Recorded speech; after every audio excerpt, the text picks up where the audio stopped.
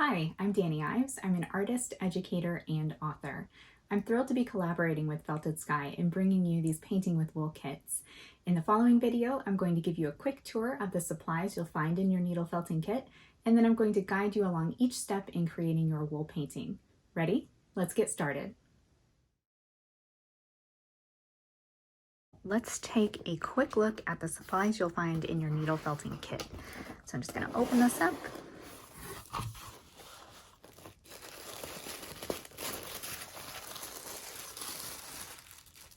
Okay, so right on top, you'll find an 8-inch embroidery hoop. This is a great quality hoop made in the UK, and we will use this as the final framing for the barn owl. You'll also find an insert here. Of course, here's the link to the video tutorial, and inside you'll find a little bit more information about the different types of supplies you'll find in this kit, a little more information about painting with wool supplies in general. And if you have never tried needle felting before, you're just getting started, here's just a quick image on how to hold your felting needle. Of course, you'll find what's comfortable for you, but this is a great place to start if you're just beginning. And on the back, there's a few more words from me, and then some information on where you can find more about me and what I offer online, and of course where you can find more Felted Sky products and information online as well. You'll find a piece of linen here. So this is our base textile for the barn owl wool painting. I love using linen, and this linen is great too because it is pretty thin. It's a little transparent, which comes in handy when we start to transfer the image. So linen is one of my favorite textiles for needle felting wool paintings, whether or not you use the fabric for full coverage, which is what we'll do for the barn owl. We'll actually be covering the entire fabric that is showing in the circle of the embroidery hoop, or if you leave some of it exposed. I love the texture of linen, and I love how it accepts the felting needle and the felting wool, so I think you'll enjoy it too. You'll also find 11 different colors of Felted Sky Felter's palette wool. So this wool is amazing to use. It's one of my favorites, and I absolutely love the colors that they have in their collection. So you'll find lots of different colors here that we'll be using for layering, for creating beautiful gradients, for creating textures within the barn owl wool painting. I really think you're going to have so much fun playing around with this wool. So let me set all of these aside here so we can finish peeking at what's inside our kit. So the next thing you'll see is the Felter's foam mat. So this is needle felting foam. This is your work surface. We'll be doing all of our needle felting on top of this. So when you get started, after your image is transferred, you'll lay the fabric down on top of the foam, and we'll do our needle felting into the foam over the fabric. You'll see. So needle felting foam is great for beginners. First of all, if you want to just try out needle felting, you can use both sides. This one is nice and thick so that it protects your work surface, your tabletop. And if you are interested in a more durable, longer lasting work surface, you can invest in a Felter's wool mat. That's something that Felted Sky also offers, and that's a great choice for needle felting as well. But felting, you can't go wrong with felting foam. At the bottom of the kit, you'll find the barn owl pattern, and we'll be using this and a window to transfer our lines to the linen. So those will be good guidelines for you if you would like those. And then you'll find felting needles. So inside here, you've got 2 size 38 star needles. So 38 refers to the gauge of the needle, the width of the needle. 38 is basically an all-purpose kind of middle of the road size, and it's all I use. I typically use 38 stars 99.9% of the time. So star refers to the shape of the needle tip. Star needles have one extra edge when you compare them to triangle needles. So that means they have a couple extra barbs, which means that your felting will get done just a little bit quicker. So like I said, size 38 star needles, they're my favorite. They work for pretty much everything. So that's what I use. So that's what we've included for you here. A couple of those. Okay. After you're done checking out all your supplies, maybe play around a little bit, let's get started on the barn owl. I want to talk to you about fabric prep and image prep. So I like to have my fabric piece ironed and free of creases and wrinkles as much as possible. I find that it's a little bit easier to transfer an image and also just keep everything nice and flat as we're felting. This owl design goes all the way to the edge of the hoop. So what I like to do, if that is the case, is go ahead and mark the edge of the hoop with a pin. Now I'm using the outer ring of the embroidery hoop here.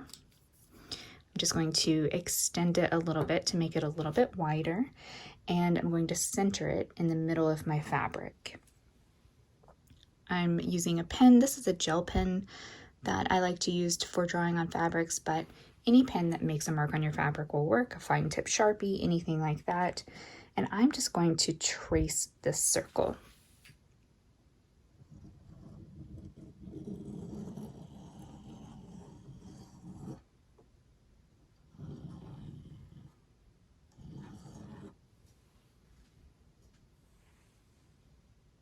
Now this gives us a guideline of where we can stop the felting, but we will extend the wool just a little bit beyond this just to make it easier to put inside the embroidery hoop without any gaps. So I'm going to show you how to transfer an image using a window. So I've taped the pattern and the fabric to my window, and I've lined up the circle that I've already traced on my fabric with the circle on the pattern. That'll make it just easier to keep everything centered. Using my pen, I'm just going to gently trace my pattern lines.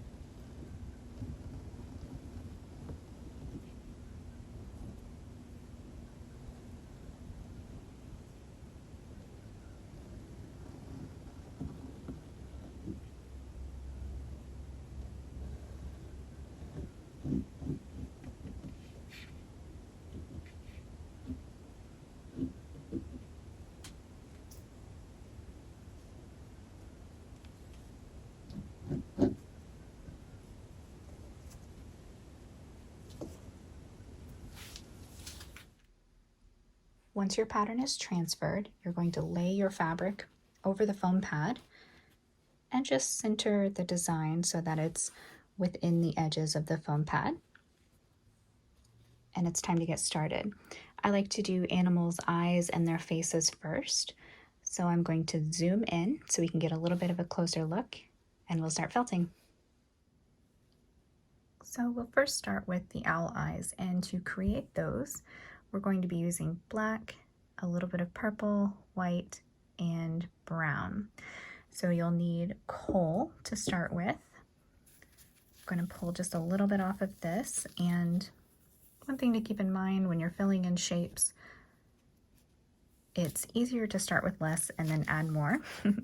So I'm just going to pull off a little bit of black here and just kind of shape it into this general eye shape here and start felting it in. I'm just going to fill in this little rounded shape.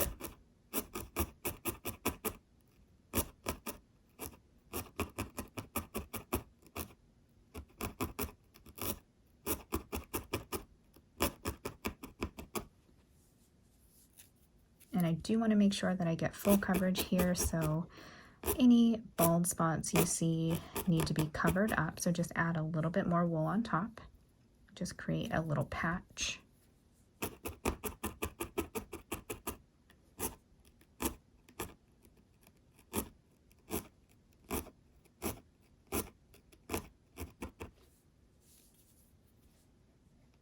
And I'm going to add a little more to the bottom right curve here.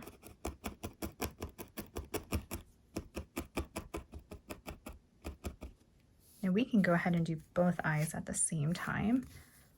We'll just repeat this step. So a little bit of kohl.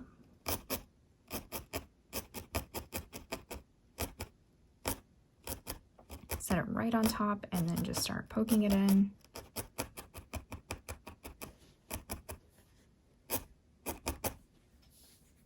Grab a little bit more.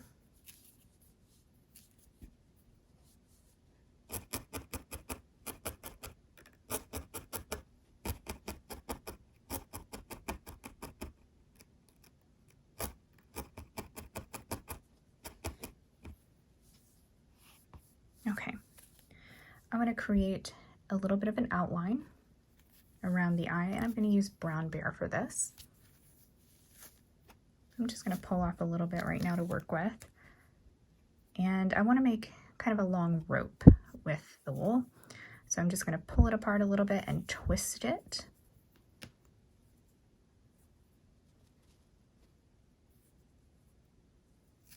And I'll start with maybe a couple inches or so. I'm going to tack it in right along this line, so it's kind of like an eyebrow edge.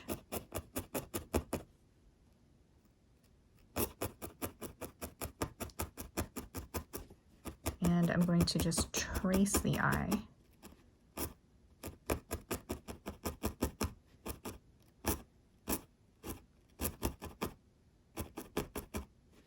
And I'm going to bring it down a little beyond the eye in this inner corner.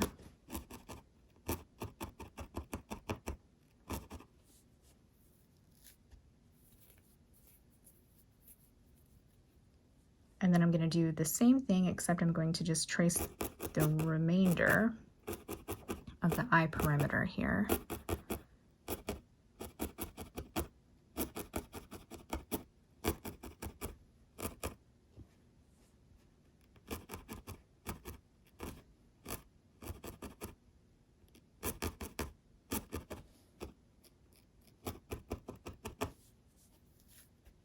Okay, I'm going to repeat that process for the second eye.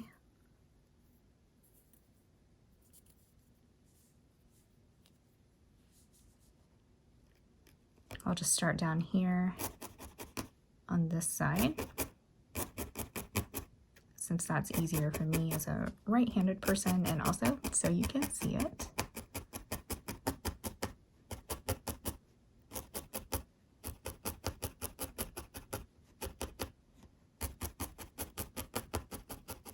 Now I've got a little bit of extra wool here, and I'm just going to double back and poke that in.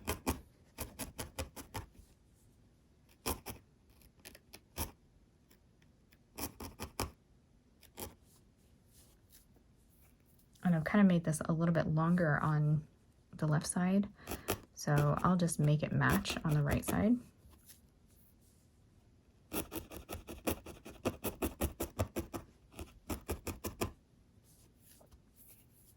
Not that symmetry is necessary.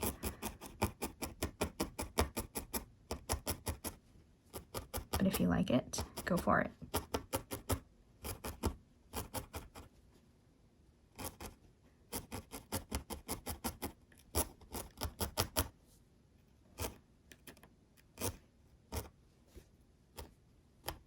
Okay, now we've got black eyes, a brown outline. The next thing I want to do is add a little bit of color and a little bit of sparkle. So the background of this owl piece is going to have a lot of purple, right? Let me just remind you. So I want to bring some of that reflection into the owl's eyes. So I'm going to use the kind of middle value purple wood violet here and just pull off a tiny little bit.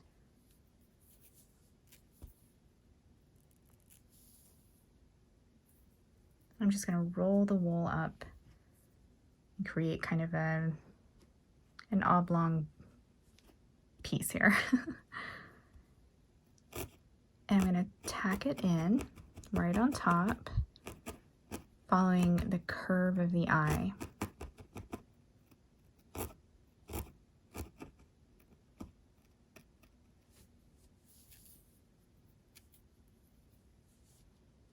I'm going to do that on both sides.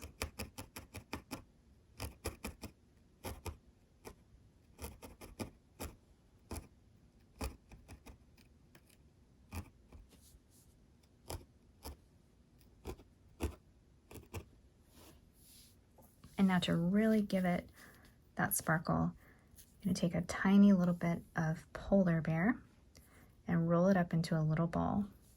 2 balls actually, because we have 2 eyes.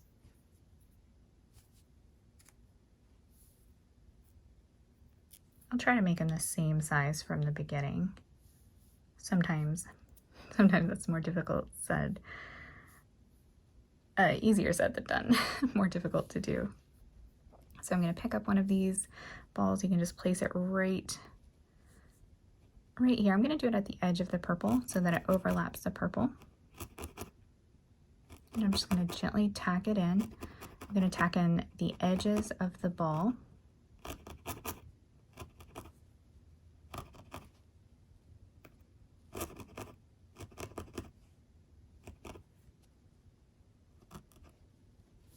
Just like that. I'm going to do the same thing over here.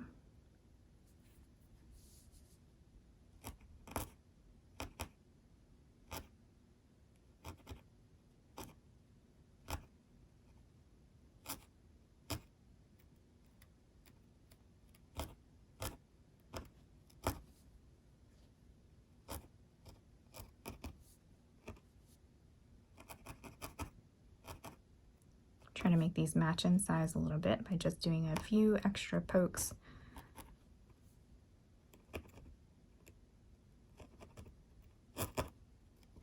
Okay, eyes are done. Let's move on to the beak. I'm going to build the beak up with layers, and the first color I want to use is Mountain Lion. I'm just going to give the beak one base layer color and also extend that color up along these edges here. Kind of connect it to the eyes, and then we'll give it a little bit of dimension with some other colors, some other highlights. So I'm going to pull off a little bit of Mountain Lion.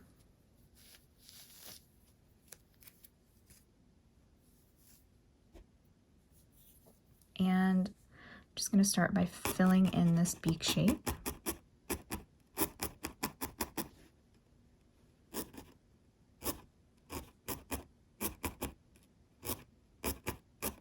If I'm filling in a distinct shape, I usually like to kind of go along the outer edge of the shape first.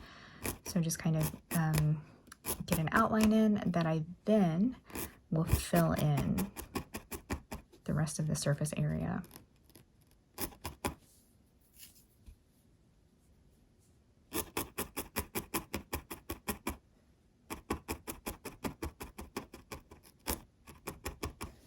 Okay. Now I'm going to take, just like we did the longer lines, little ropes for the brown eye outline, I'm going to do the same thing here with Mountain Lion and follow this line here.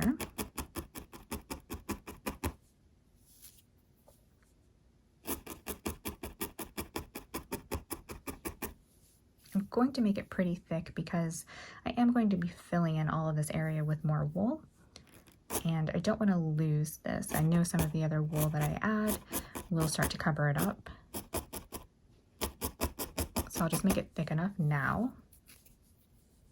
And maybe we don't have to add some later. Although, you know what? There's always adjustments to make. And it's totally okay if you don't get something right the first time. Nobody does.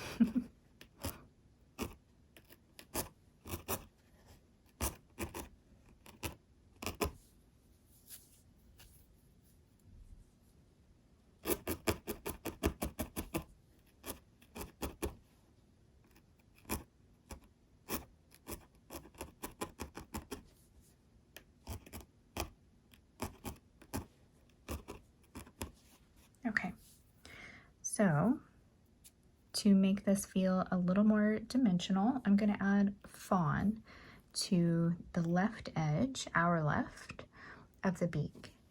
When I designed this piece, I wanted to have a light source kind of coming from the left side, so you can see the left side of the owl's face is a little bit brighter than the right side. Same with the beak here. So that's what we'll be doing with some fawn. So just a little bit is all that we'll need. And so you can lay it on top. You can see it's a little bit lighter. One other thing we can do is lighten this with a little bit of polar bear.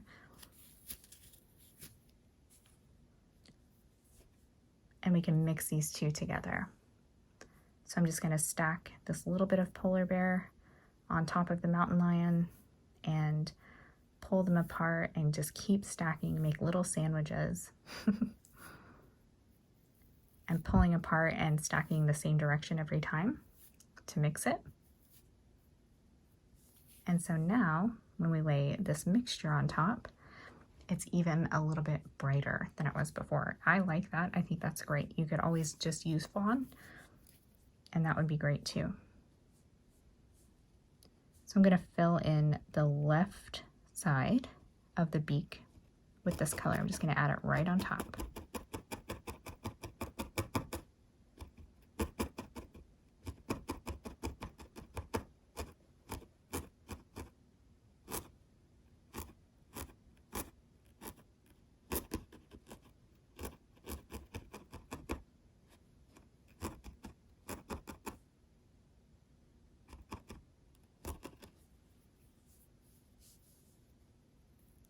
Gonna add a little bit more, make it a little more solid on that side.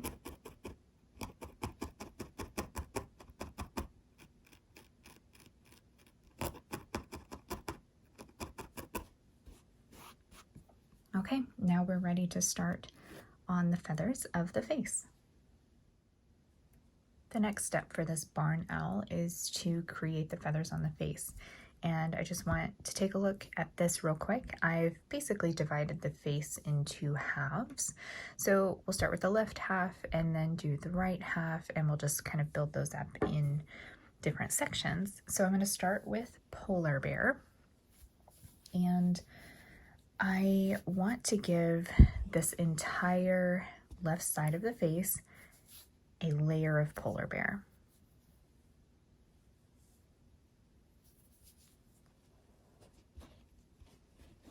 So I'm going to start in smaller sections, smaller pieces of wool, and just start filling it in. It's okay if some of this polar bear overlaps a little bit onto the wool we've already done, but you can also keep a clean line just by carefully tacking in the edge right next to the wool that's already there.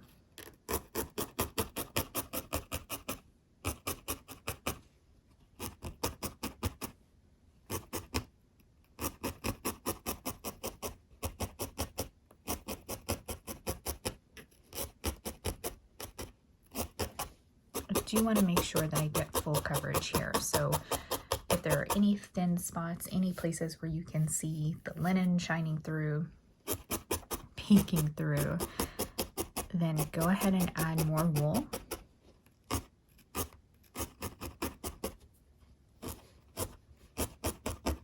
It's easier to deal with thin spots now than it is later when we start to add different layers and different colors on top.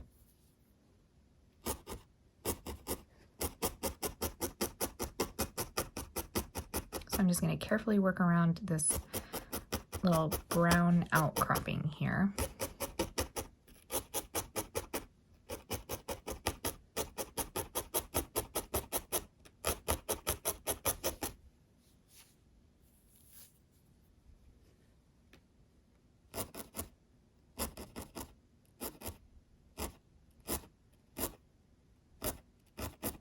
tuck some polar bear right into this corner.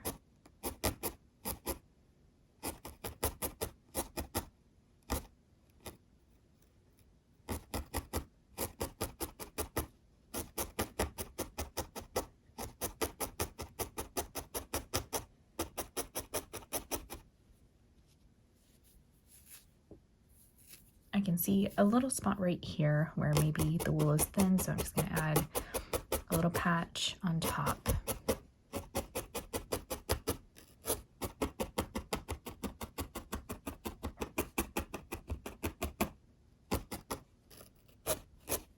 So along with getting full coverage of wool, I also want to make sure that it's kind of evenly felted.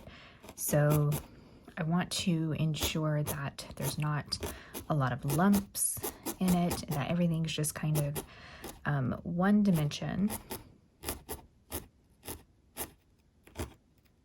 Nice and flat. If you find a spot that's a little too lumpy, just give it a few extra pokes.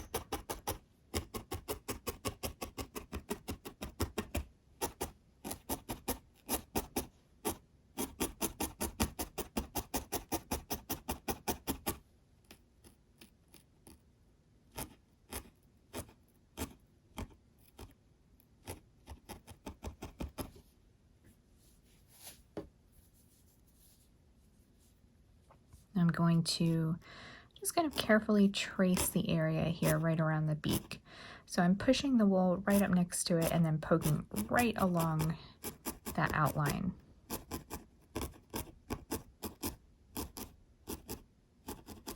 You can grab the fibers with the tip of your needle, kind of pull them over, and that way you can control them a little bit better.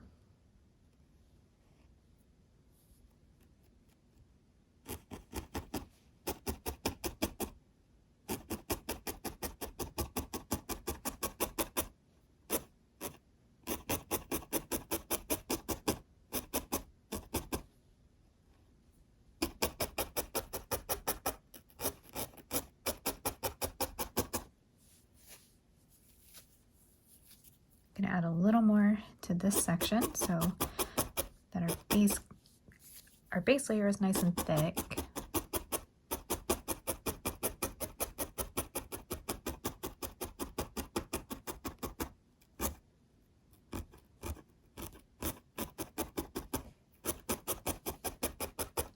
And then I'm going to do a few extra pokes here so that it's not too lumpy. Sometimes you can press on it and feel where you might have some humps that you can felt down a little bit more.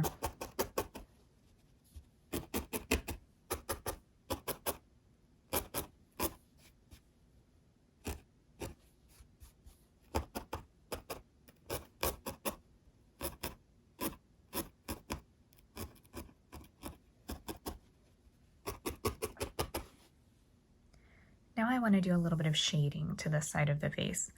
And to do that, we're going to use Baby Elephant and use kind of a darker gray, and then also fawn. And I love fawn for kind of natural shadows. It's just a really great color and matches a lot of animal portraits. So we'll start with the Baby Elephant. And I'm just going to tear off a little bit. I'm going to use something that I call a transparent layer, or just like a wash of color. And I just want to create this curve. We know that the owl's face here, it's kind of, it's almost like a cone shape, and these feathers here are sticking out a little bit more. So I want to create a little bit of dimension, and I'm just going to set this baby elephant, this gray wool, down right on top, and I like to just shape it in place and create some layers just to determine, you know, about how much I'm going to need, how thick I want it to be. And also, once you start felting it down, it does get a little bit more concentrated and darker. So I'm just going to lightly tack it in, just kind of using the tip of my needle. When you use a shallow poke like this, it keeps the fibers sitting more on top than it would if you were poking the fibers in a little bit deeper. If you were poking your needle in deeper, it's kind of pushing those fibers down a little bit more. So a shallow poke means they remain more of a top layer.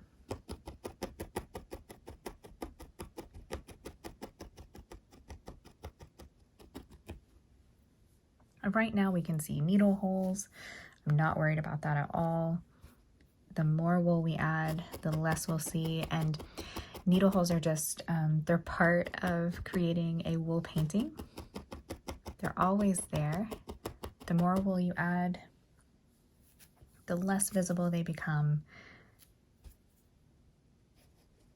And I think you just get used to them as you go. Adding a little more baby elephant down here, under the eye.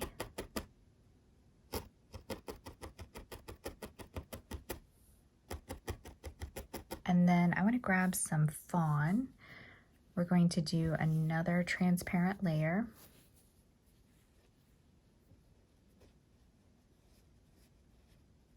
I want to leave a white edge right under the eye, but I want to give this section just kind of a wash of fawn. So just kind of spreading out the fibers with my finger and with the tip of my needle, making sure that some of that polar bear is showing through.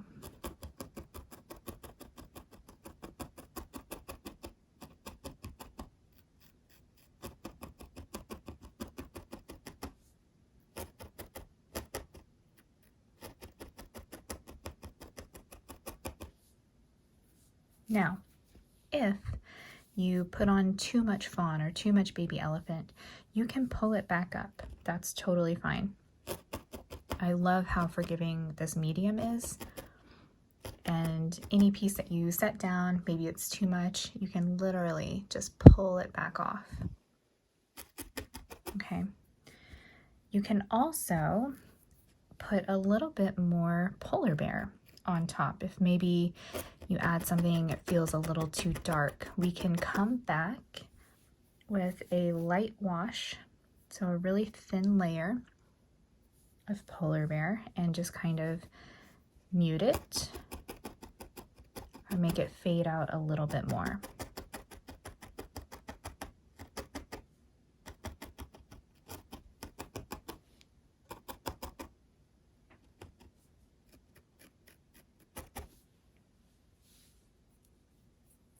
I'm going to do that with this section right here. Where it feels a little dark, I'm going to add a very thin layer of polar bear right there.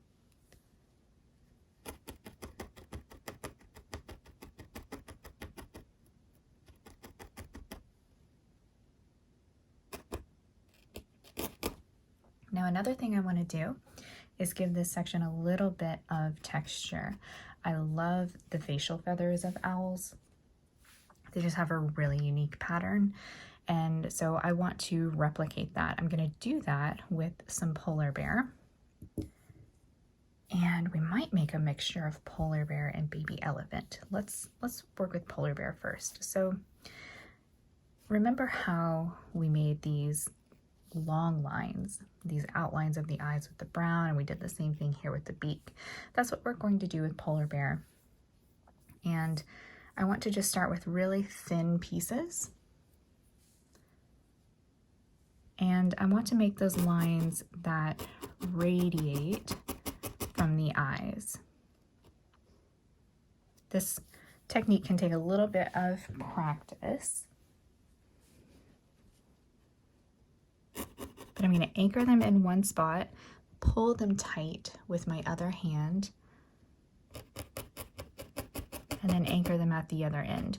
You can poke alongside that piece as well if you want. And if you've got extra, you can just tack it in. So I'm just going to make a few guidelines here that are radiating outward from this eye. And then I can just kind of fill in as I go.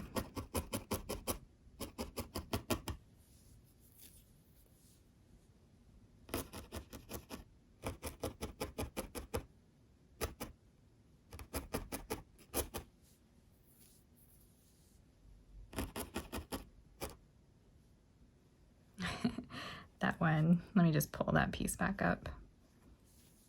That was kind of a messy piece. Anchor it on one end, pull it tight, anchor it on the other end.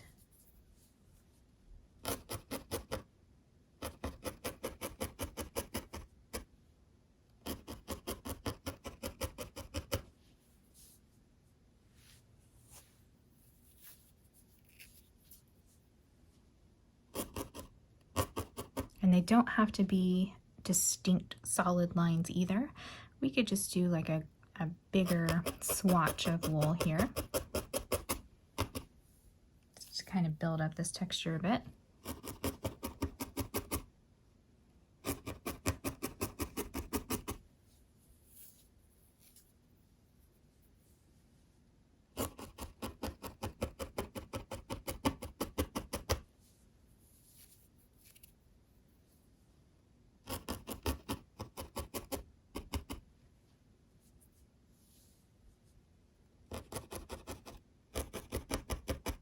I think a few more on the side here.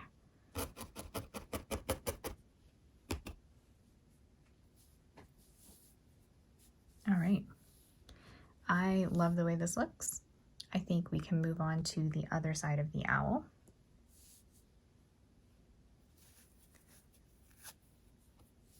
So I'm going to do one quick addition of polar bear right along the middle here. I want to make this nice and thick.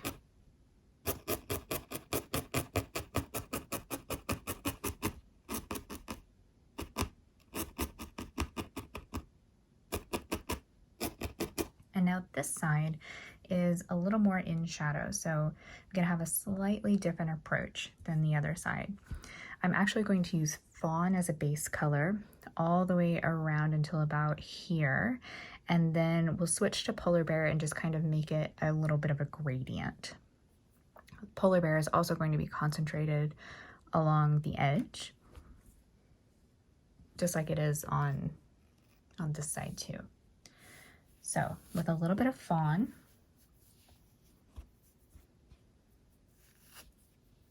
I'm going to start filling in the side of the face. You can take it right up to this line if you'd like, or just leave a little bit of space because polar bear is going to go there.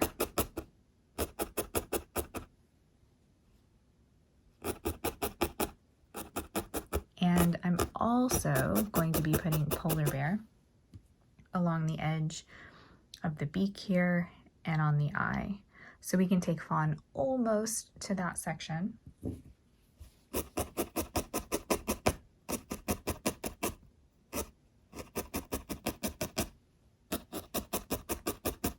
It's okay if a little bit of linen pokes through right now.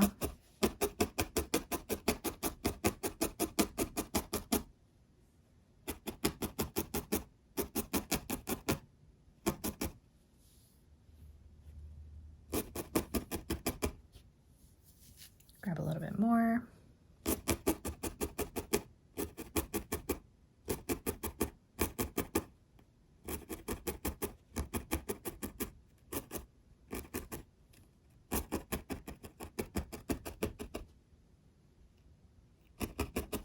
Okay, let's go ahead and add polar bear. I'm gonna just kind of brush these fibers away from the eye so we can see everything. Let's add a little bit of polar bear along this edge here. So following where the linen is still exposed, I'm gonna bring the polar bear kind of overlapping the beak a little bit. I wanna create just a little bit of texture over the beak. We'll do it on this side too in just a second. But it's like the little feathers, just kind of laying on top of the beak.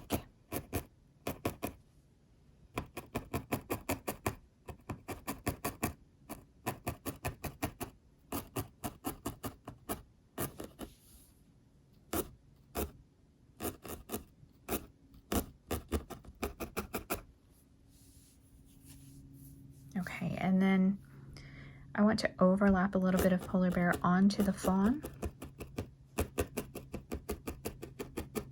so we can kind of blend those two colors together a bit.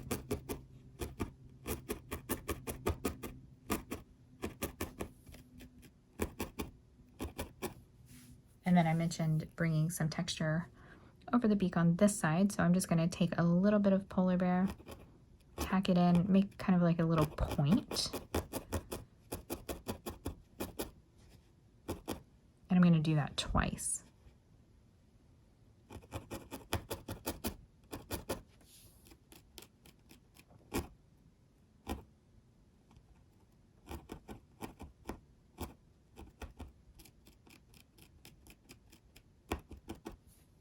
Just kind of breaks up that edge, makes it feel a little more realistic. Okay, and now I'm going to go ahead and do my polar bear edge here. So just grabbing a little bit of wool, kind of pulling it apart.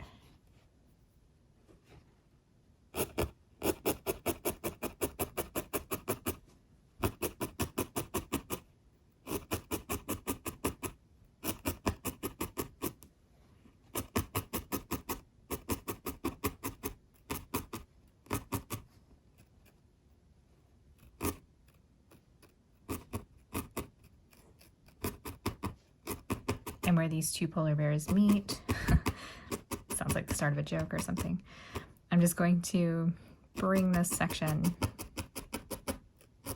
over and just overlap it there.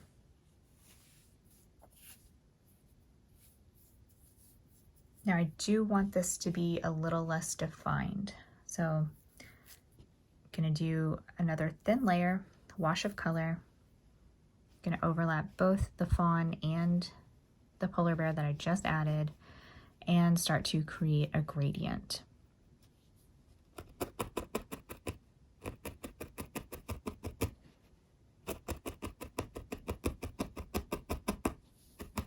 Just like when we added the baby elephant on the other side, I'm just using a shallow poke for this to keep this really thin layer of wool sitting on top of everything else.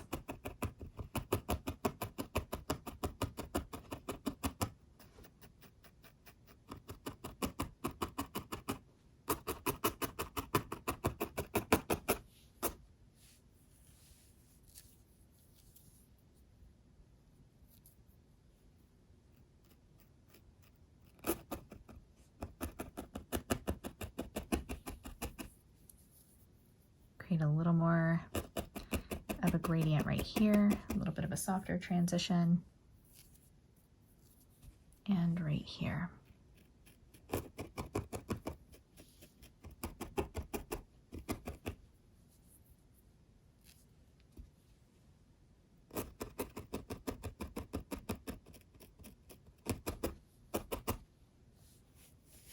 Okay, I'm going to start the bottom half of the face. I'm going to start with polar bear.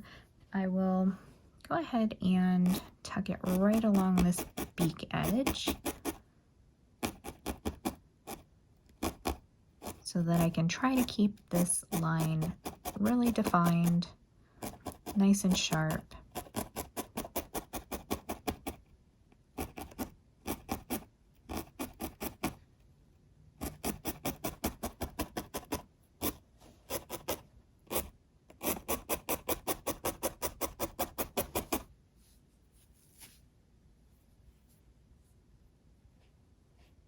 I spot a little piece of a darker colored wool fiber, so I'm just going to pull that out. There we go.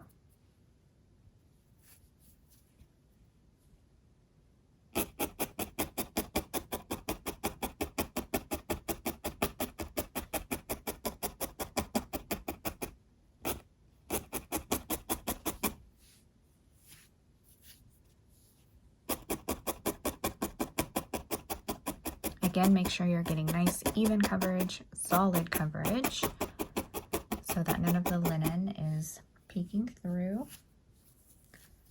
I'm going to go ahead and take my polar bear and just kind of meet this line up here.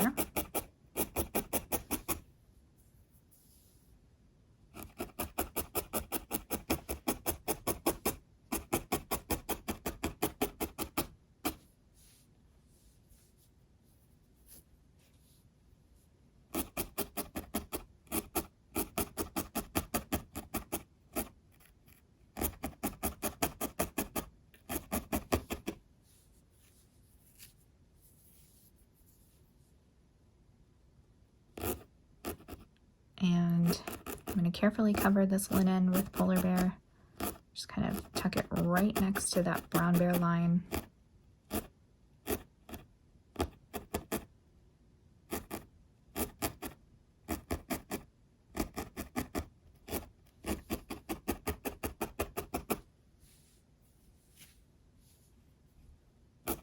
And then I'll finish covering the linen in this area with Polar Bear.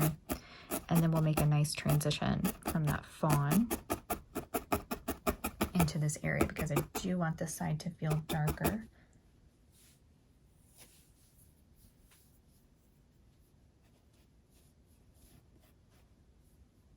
So here's some fawn, and I'm just going to do a soft layer first.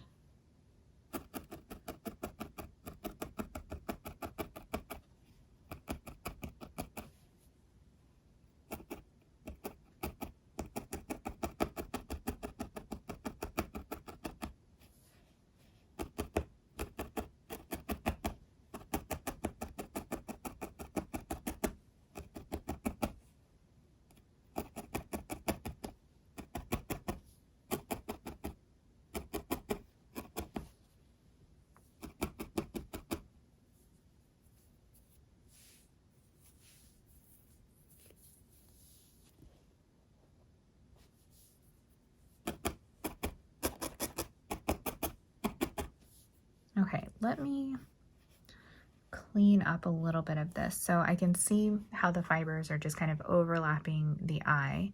They're just kind of obscuring it a little bit. They're not attached or anything, but I can clean it up by just brushing these fibers back over this area and tacking them down. That way, it just kind of gets them away from the eye, and these white and light brown fibers are not overlapping the black.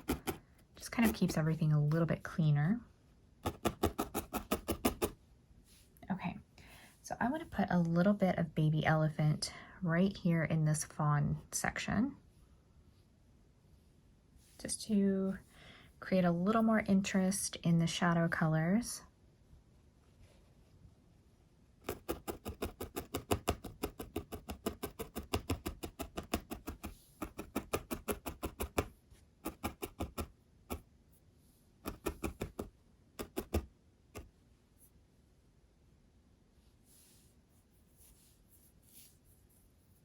And then I want to bring a little more fawn into this section here. So I'm going to leave an edge of Polar Bear underneath the eye and also right next to this beak line.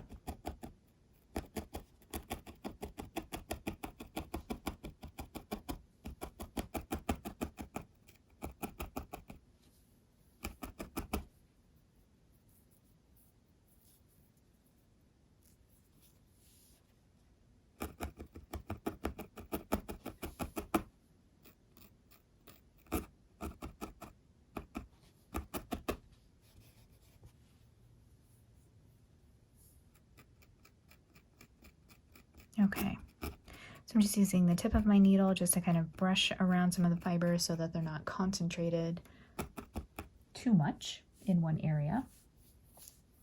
And now what I want to do is bring some of this texture to this side. So before I do that, there is a very distinct line here between the fawn and the Polar Bear, and I want to soften that. So I'm going to do that with a thin layer of Polar Bear.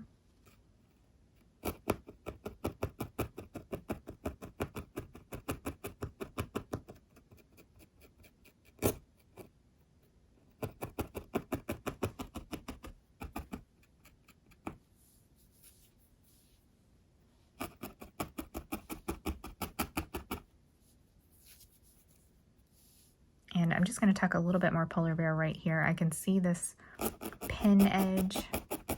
I just want to make sure I have enough white fibers right there for when I add in this next little ring around the eye.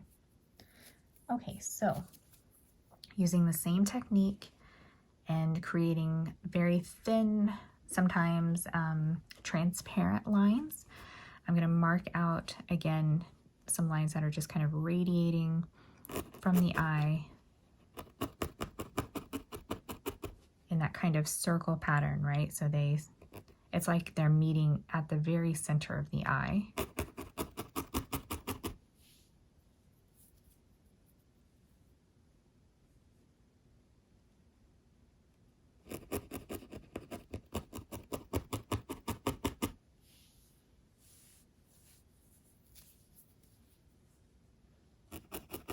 And it doesn't really matter if you start at the eye or if you start at the outside of the face.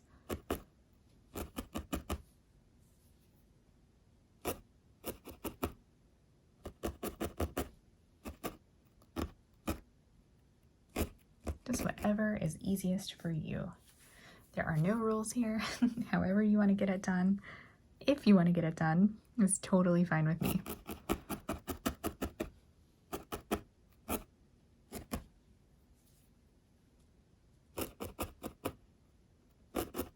And that one was very thin, not very visible.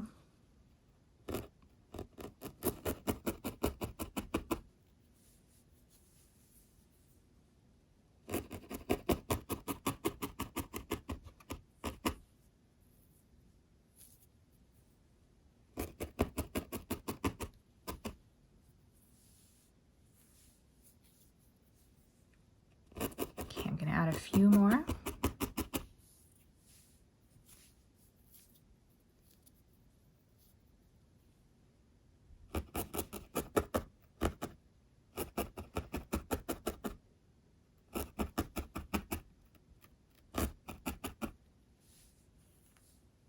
And a few more little kind of washy stripes. So a little bit thicker, a little less defined, but still directional, which is the most important part if you're trying to get this texture.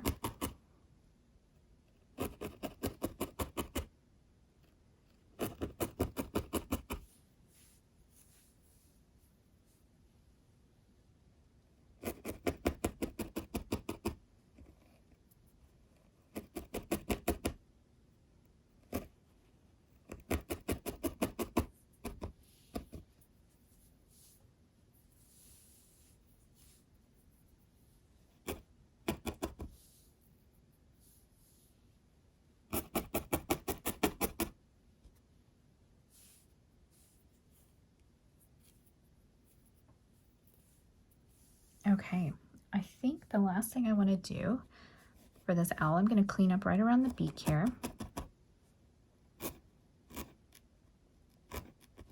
Just going to poke right along this perimeter.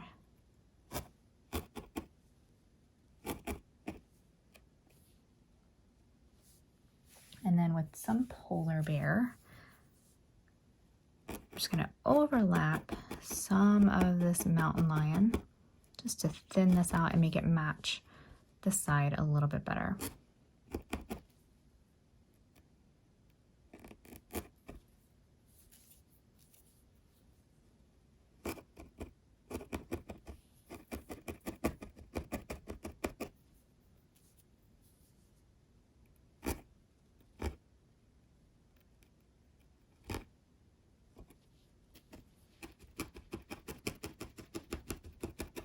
If you need to nudge something, poke at it from the side, and you can nudge it in the direction that you'd like it to go. Okay, and one last thing. I'm just going to add a little bit more polar bear right along this edge. And we are ready to add the final ring of feathers around this face. For the ring of feathers directly around the face, I'm going to use caramel and brown bear. We're just going to fill in this entire ring with caramel and then give it a little edge of brown bear on the outside and a little bit on the inside as well. So start with a little bit of caramel. I'm just gonna pull it and twist it just to kind of make it a thicker rope. I'll start here at the top and just start filling in this ring.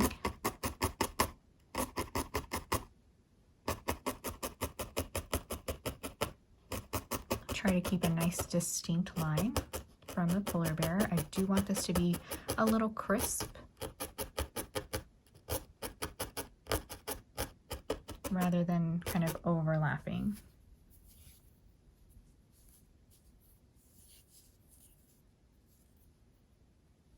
But it definitely doesn't have to be super even. It doesn't have to be the same width all the way around.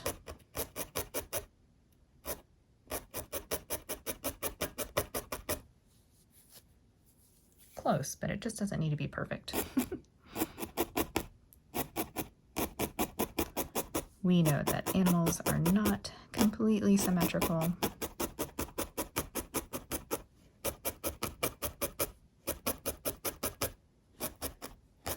And plus, this is your artwork. You can do whatever you'd like with it.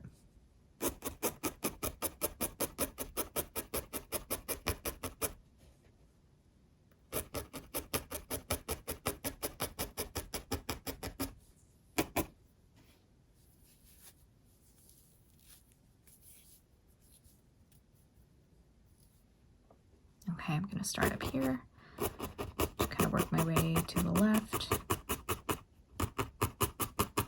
Not for any particular reason other than I'm trying to keep my hands out of the way for you so you can see everything.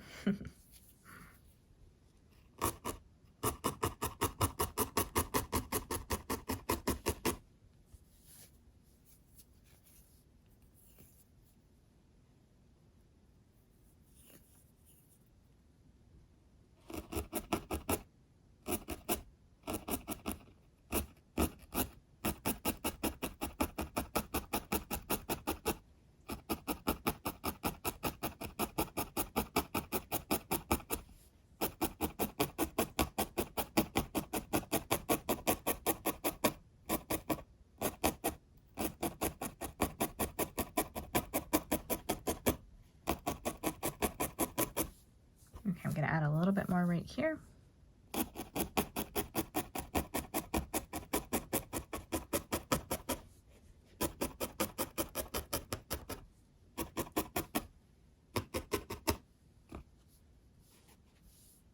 And now is the time to do any kind of adjusting if for some reason you feel like maybe your face is a different shape on one side and you want to kind of move this inward or just adjust it in any way.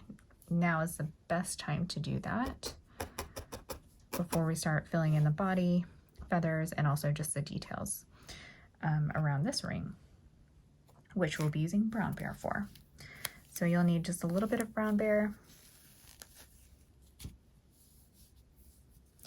And what I want to do is kind of tuck a line of brown bear right along the edge of this caramel. We're going to do it along the bottom here, and then a little bit along the top, and some along the inside here,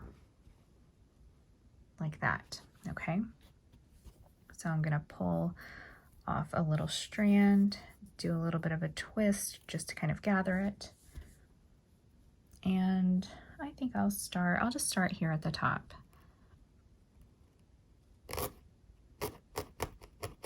And if you want to push the brown bear a little under the caramel, just keep your needle at an angle.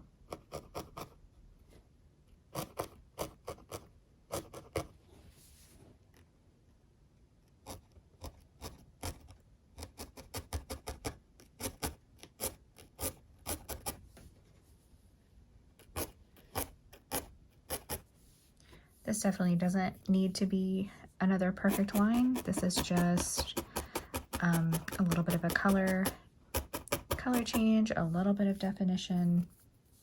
What else you can do here, if you want to start creating a little bit more of a realistic feel, you can take the brown bear and push it up into the caramel, little lines like this, because these are individual feathers or groups of feathers that kind of have this interesting kind of almost like a scale pattern.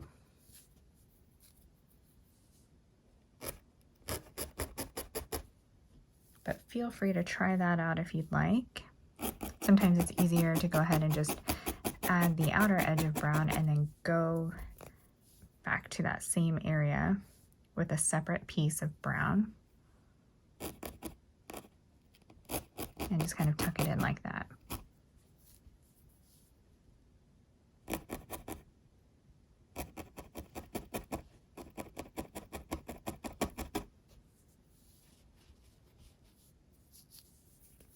Okay, I'm gonna continue my brown right along the edge here.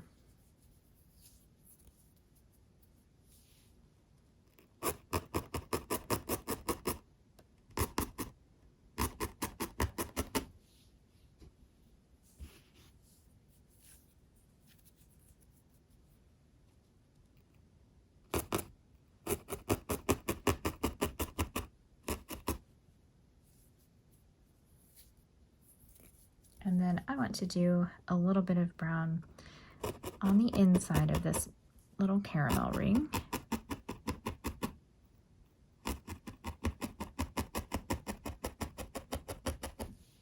Right here on top.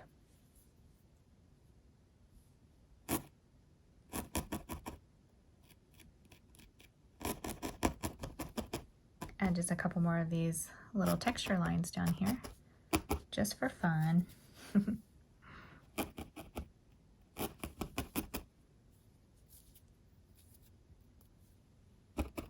Okay. Feel free to experiment. Maybe you want to tuck in a little bit of brown elsewhere just for extra definition. Maybe you want to see what it looks like. That's totally fine.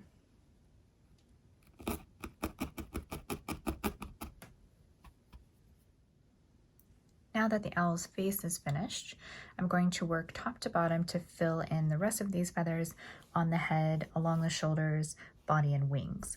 So just to give you an idea of what I'm going for, I want to kind of make a little bit of a darker top of the head. So we're not going to use a bunch of polar bear, mostly some fawn. We'll put in some spots in here, and maybe a little bit of mountain lion as well. We'll give it kind of a light edge with some polar bear, and then the section right here under the neck is going to be mostly polar bear, and then we'll make it darker later. But for now, we're just going to concentrate on basically this little section right here. I say little section, it's kind of a big section. That's okay. So I'm just going to start at the very top of the head, and we'll just start building up a few layers. I'm going to use fawn to fill in the rest of the head that is marked out as the pattern.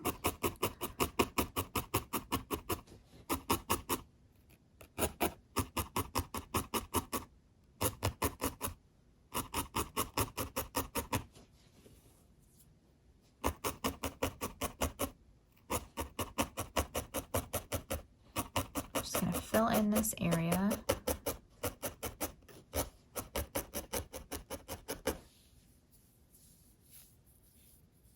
And, you know, I will go ahead and bring this fawn all the way down along the side here.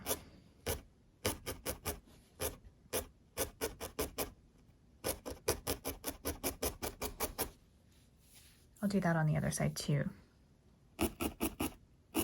just for continuity.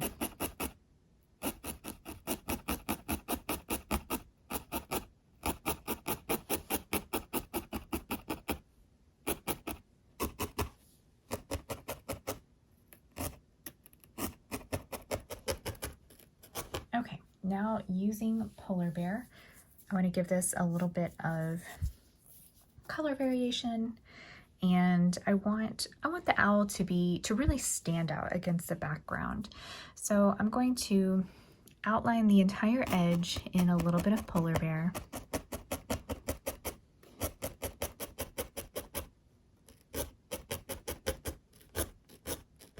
We can always come back and make this a bit bolder later if we want.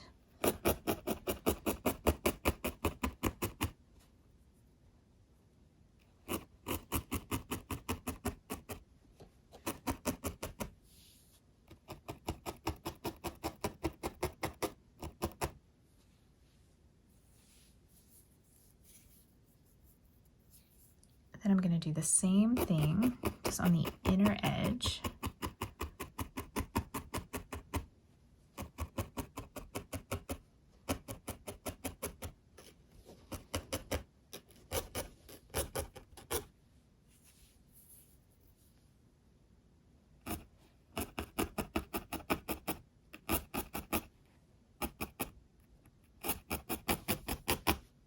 And then while we have the polar bear out, we will just fill in this entire section. So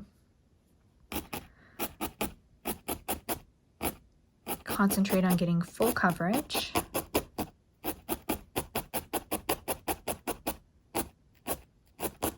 And then the other thing I want to do as I fill in right next to these feathers here, I just want to make sure and keep this line a little crisp. So I'm just going to be really mindful about tucking in these fibers with the tip of my needle.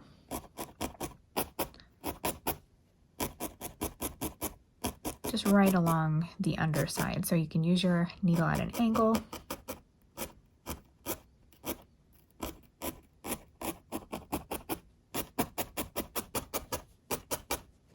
And keep those fibers pretty clean.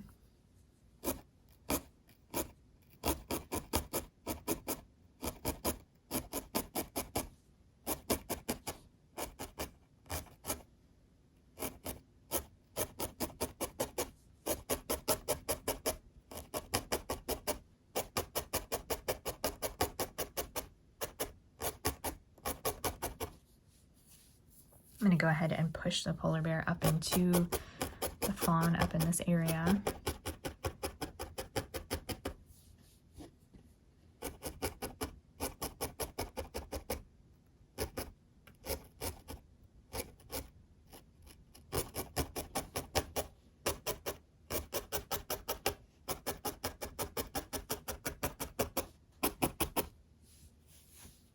Okay, I'm going to fill in the rest of this section here with polar bear,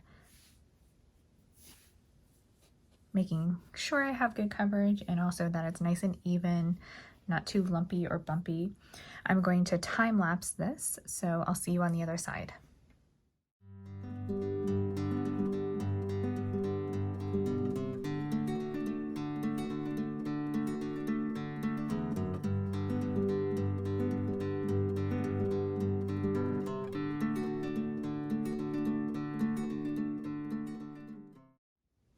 Now that this entire section is covered in polar bear, we can start working in some of the different colors that are here at the bottom of the chest.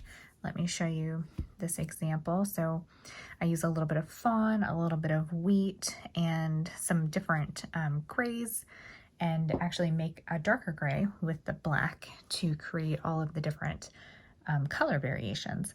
I'm going to start with fawn and just kind of fill it in as a base layer down here. And then we'll fade the fawn and the polar bear into each other. I am going to go ahead and extend my felting just a bit beyond this marked circle.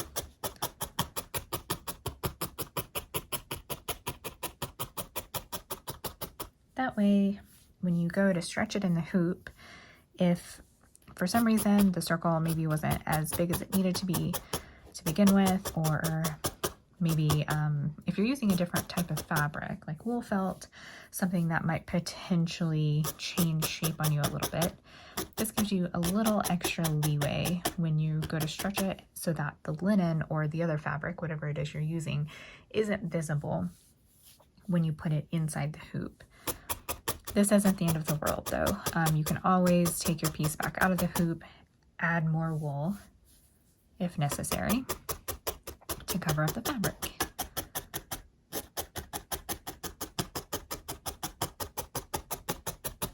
But we can at least try to mitigate any problems before we even have them.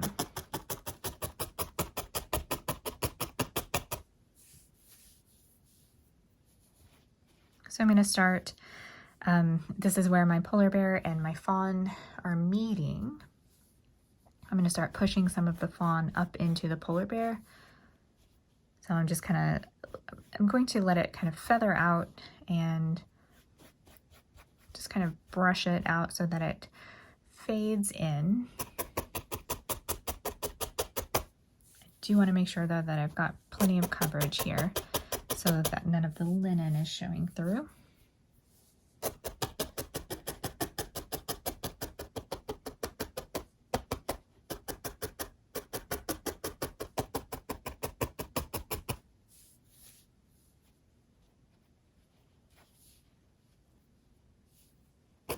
The feathers here on a barn owl's chest are really transparent. That's why you get these different layers of colors, and that's why when you see the spots on their chest, they're kind of different shades of gray. Some of them are underneath more than the others. So I'm going to start lightening this just a bit. I'm going to add some transparent layers of polar bear. And this is just going to help kind of get that layered feel.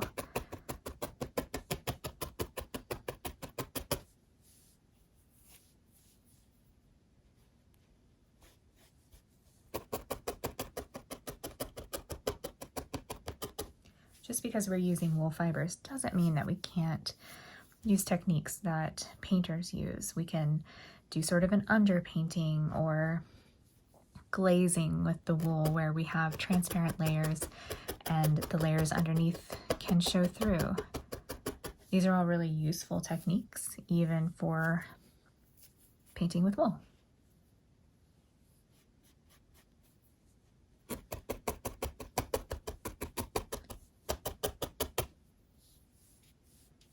I'm going to take a little bit of polar bear and fawn and mix them together. So I've got my two pieces here. I'm going to stack them, pull them apart so that they both come out, both colors come apart in both of my hands. Stack them again. Now I've got 4 layers. Pull apart, stack, pull apart, stack.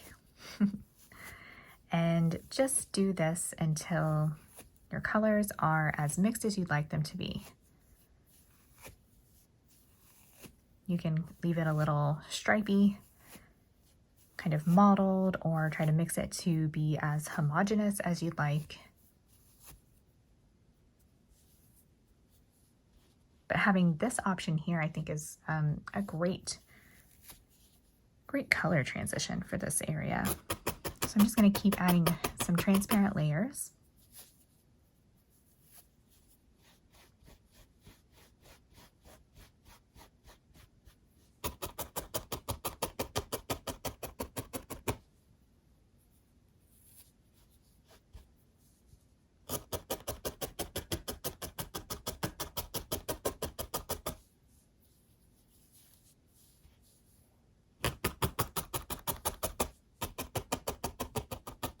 And now I'm just going to go over this with my needle really quickly just to make sure that everything is felted down pretty well.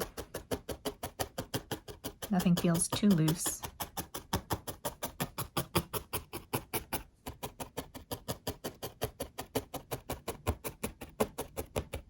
And basically by loose, I mean squishy. I just don't want it to be, I want it to be felted enough to where it doesn't move around when I touch it. At least not that much.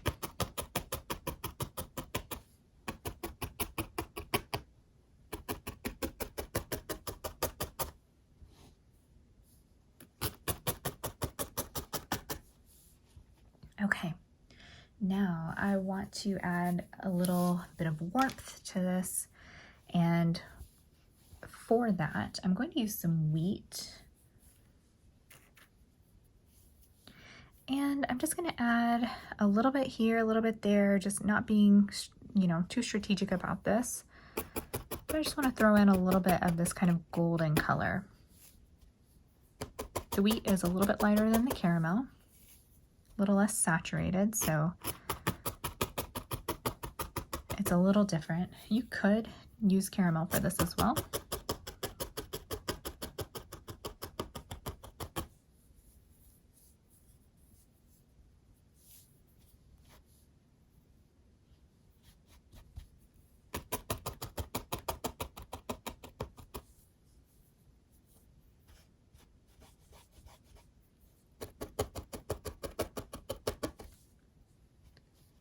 I like to just set down the fibers and sometimes just spread them out with my fingers. You can set them down, move them around, setting down your fiber on top of your piece just to determine if you like the color, if you like the placement, is a great technique.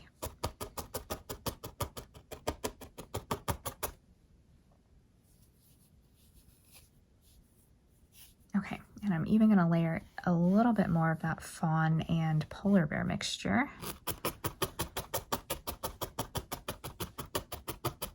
in here.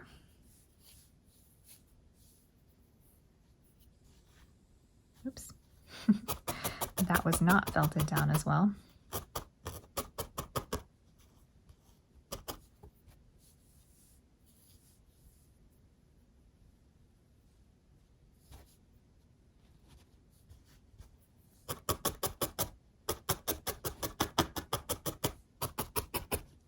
And then one thing I want to do is concentrate a little bit of polar bear right along the edge of the chest.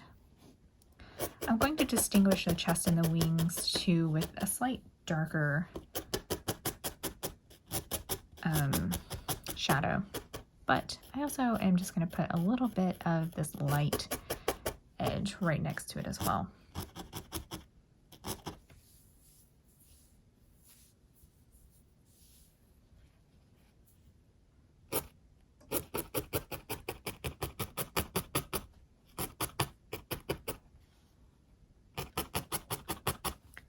Okay, so the next thing I want to do before we get into all of the spots that will be on the chest, even on the top of the head and on the wings, let's go ahead and fill in the wings so that we can do all of those details at once. I'm going to use caramel as my base color, my main color for the wings. And so I'll start with the left wing here, then move on to the right. But I'm going to show you just a few different color variations to add to this to make it a little more interesting and a little more realistic as to what a barn owl feather pattern might look like. But I just have a big piece of caramel here that I'm going to tack in. And I want to make sure it goes all the way to the edge. I'm basically going to overlap my pin line.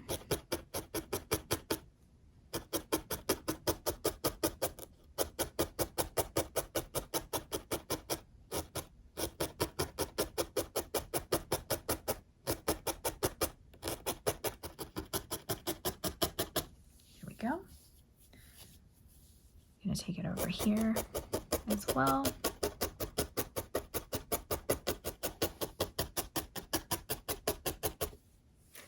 Going to grab a little bit of fawn, put it along the edge, so this will be the front edge of the wing. And remember I said I wanted to do a little bit of a shadow, so I'm going to grab some brown bear. And just with a little bit of fiber, I'm going to make a thin line, and I'm going to tuck it right here, right along the edge of the fawn that I just added, and along the side of the polar bear.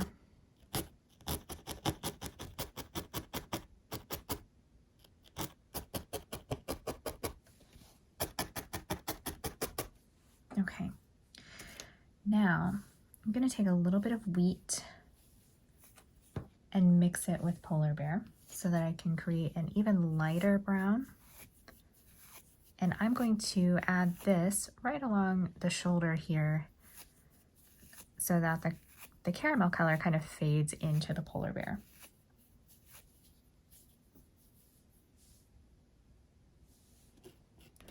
So just a little piece here. I'm going to feather it out with my fingers so that it kind of overlaps into the caramel and just tack it in.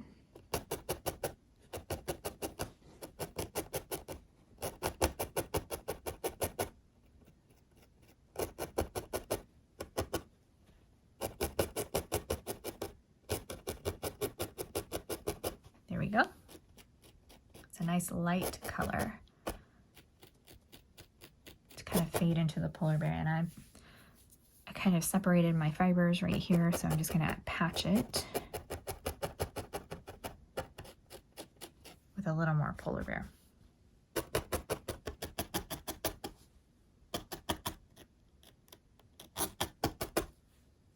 gonna throw a few more details on here, a few more color variations before I fill in the color for the other wing. So I'm going to mix a little bit of brown bear with some caramel.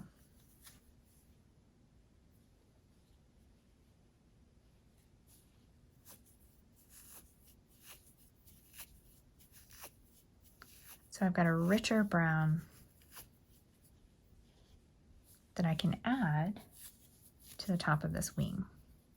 I'm just going to do this in almost in like an abstract painting kind of way, where we just add a little bit at a time, because barn owls have these kind of brown and gray sections on their wings. And honestly, I think you can make it look good being pretty haphazard with it. So the next thing I want to do is make a slightly darker gray. We have baby elephant and coal, and so I'm going to mix those two together.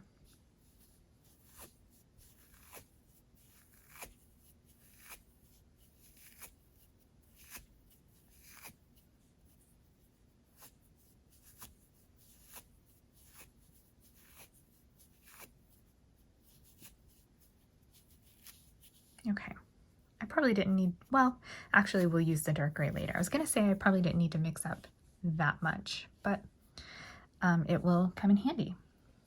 So I'm just going to do like a little shoulder pad patch right here, just in gray, just to throw in a little bit of color variation.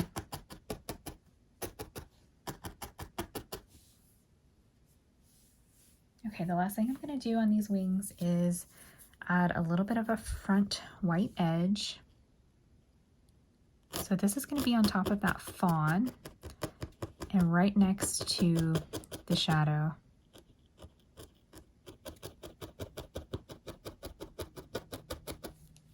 And then I want to add one along the outside as well. This could be done in fawn, or we could do it in polar bear, or a mixture. I have a little bit of a mixture left of polar bear and fawn, so I think I'll just use that.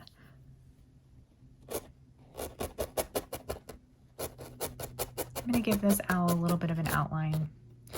It will help it stand out against the background, and it kind of makes it look a little backlit.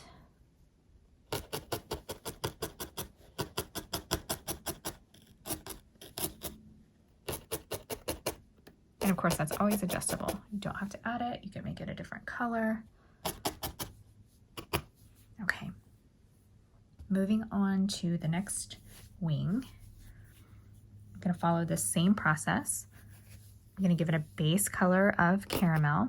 I'm going to go ahead and take the caramel all the way up to this edge here. Since the owl is slightly turned a little bit, we don't necessarily need that transition from caramel to polar bear.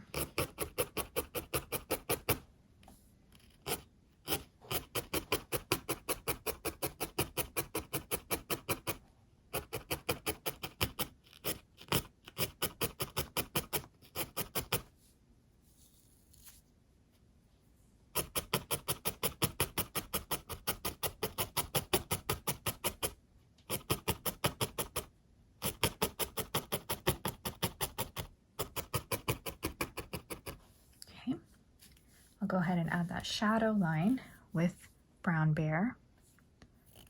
So twist it to get it nice and thin. Just gonna tuck it in right here between the caramel and that edge of the chest. Give it a little bit of a curve to have the owl feel a little more realistic in its body shape. And then I have some mixture still of caramel and brown bear. Just gonna throw a few patches onto the wing.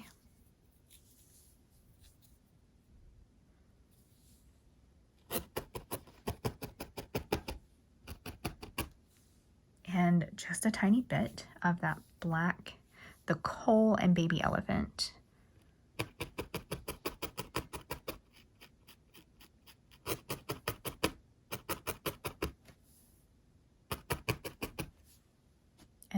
another light edge. I'll use that fawn and polar bear mixture again. I'm going to start all the way at the top.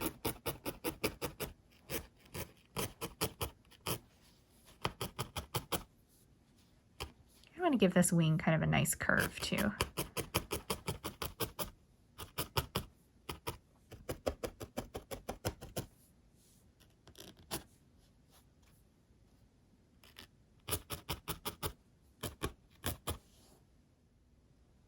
Now we can add some of the spot details to the feathers. And to do that, we need to make a bunch of little balls of wool. However, before I do that on mine, I want to lighten this up just a little bit. I'm going to add just a little bit more of this polar bear and fawn mixture.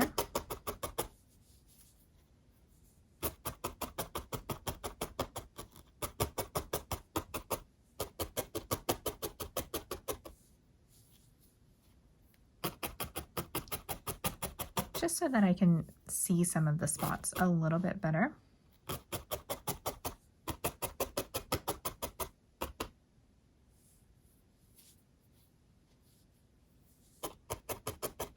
There, okay.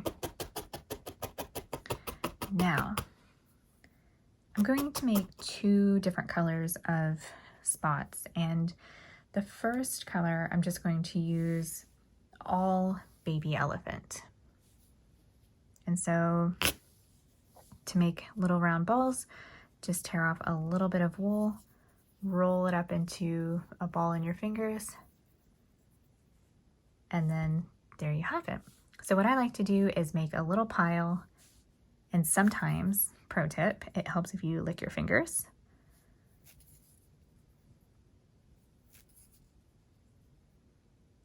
So make a few that are baby elephant, and then make some spots, some balls that are a mixture of baby elephant and black, like what we were using for the wings. That's perfect if you have more of that.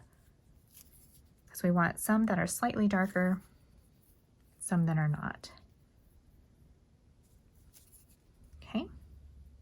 Now I have a little pile already made up. So I've got my plain baby elephant ones up here. Let me just add to that. And then my mixture of baby elephant and black are right here.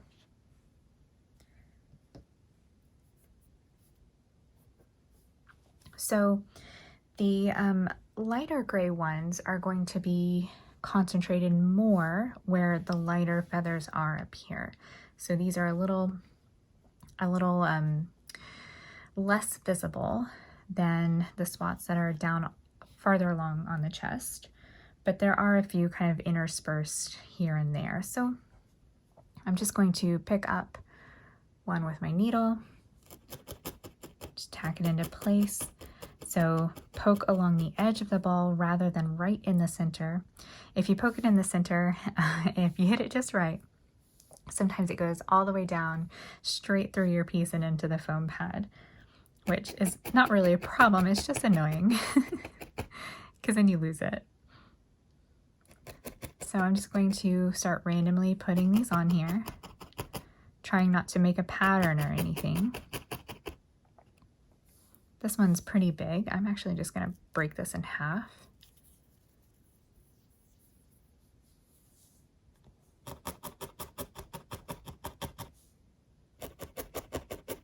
I'm going to go ahead and grab some of the lighter gray ones.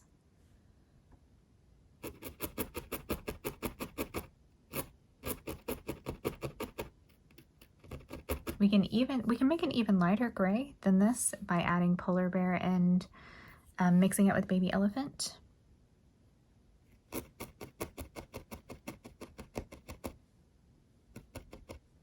And it's almost looking like, as these are concentrating, they're about the same color.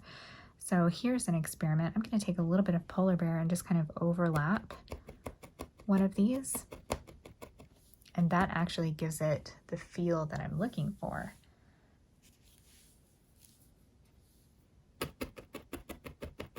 it might be easier just to mix some polar bear and baby elephant, and I'm going to try that.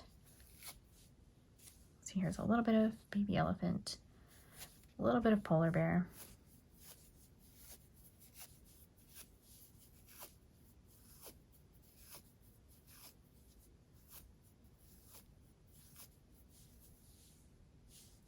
Okay, let's make a few spots out of this color. Let's see if it's light enough for my preference.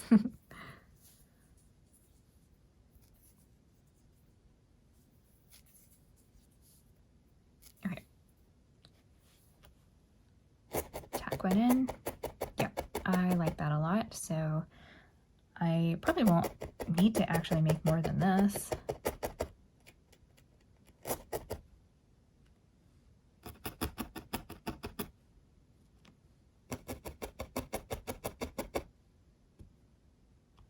And let's see, I'll put you here.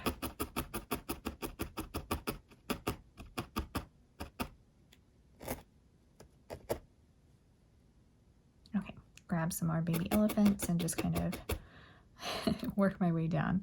That's a funny statement taken out of context, right? Grab some more baby elephants.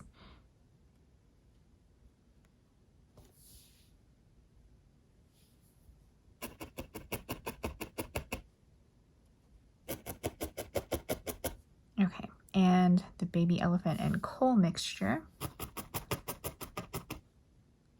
Start adding some of these.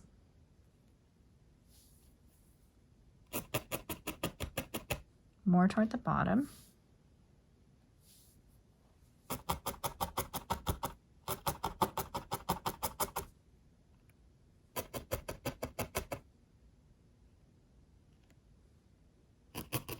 Again, I'm trying to be, you know, a little random, putting two close together.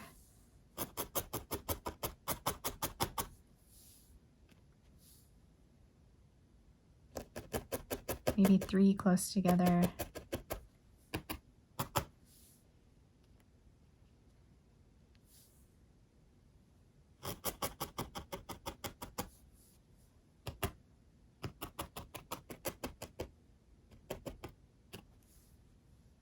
Let's do one more on the chest.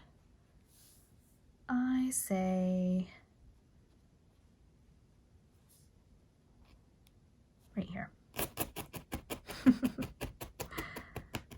Okay, I do want to add just a few to the top of the head. I think probably this baby elephant will be plenty dark.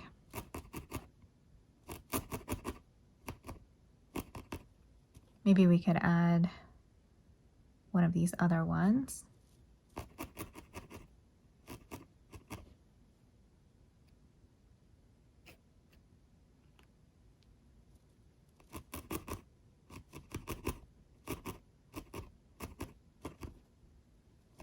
Three, four, your choice.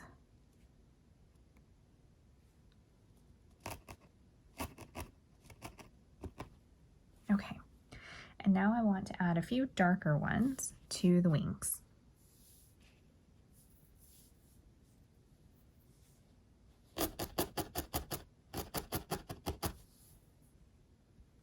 I think what I might do even is take just a little bit of black and just kind of tuck a few black fibers in with those. Maybe I'll just do like 4 or 5 on the wings. At least on this wing that is a little bit larger because we can see more of it.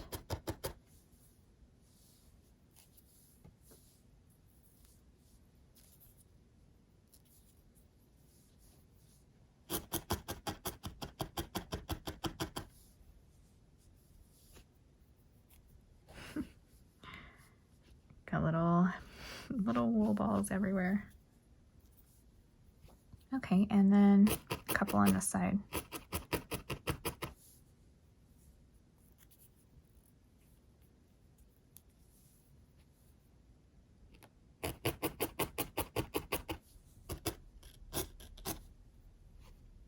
Okay, I'm gonna set these aside, and I want to make a few white balls to add to the wings.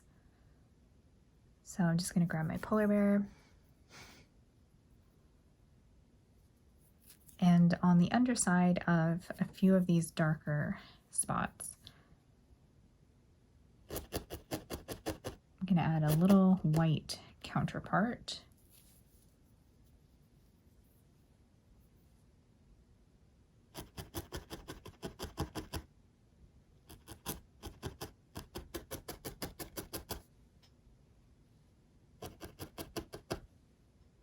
Let's do one more here.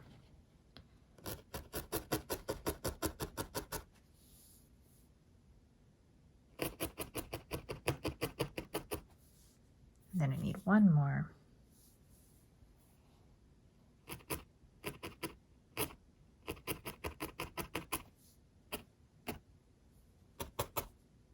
Okay. The owl is finished. Let's do the Starry Night background. To create a night sky background, I'm going to use 3 different purples to create a gradient from dark to light, and then we'll add the white stars on top. So much of the top half will be the darker purple color, which is called Purple Sunset. We'll move to Wood Violet, and then finally into Dried Lavender, and I'll show you how to blend those. So let me just pop these out here.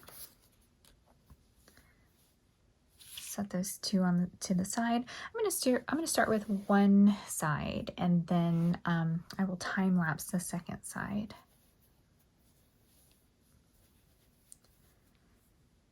So I can just kind of roll out this wool a little bit to determine about how much I'm going to need. And just like the bottom of the owl, I'm going to just extend this a little beyond the outline that we've drawn.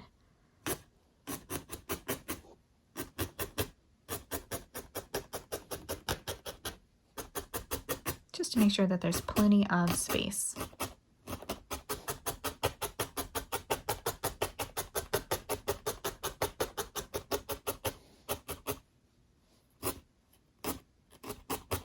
Now, when you get to right next to the owl, again, we're just going to carefully set the wool right next to the wool that we've already felted. So right next to the owl outline, and just gently tack it in. And then poke all of the adjacent wool down so that it doesn't move, and cover up the felting you've already done.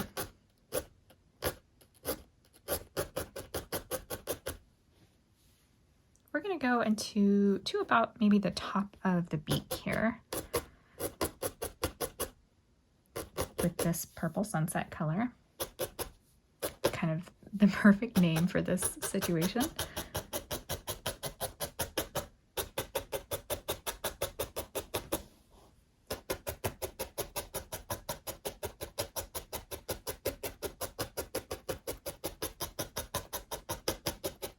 Now, if you have a multi-needle tool, that would be useful for an area like this where you're just trying to get good coverage quickly, even where you're not blending a ton of colors and you're just using one color. If you're comfortable holding a felting needle, you can also hold 2 needles at once. I like to tape mine together sometimes when I do this, but if you can hold them together with your hands without them splaying apart, you don't want them to come apart like this. They need to be absolutely parallel. And sometimes you can hold them and felt with 2 needles. It's a little bit harder because there is more resistance. But again, like I said, you could tape these together.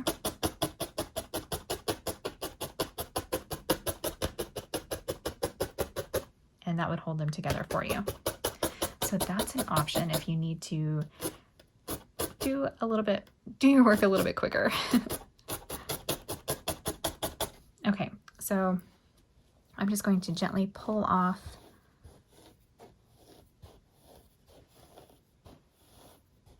little bit of wool right here. I'm going to set one needle down.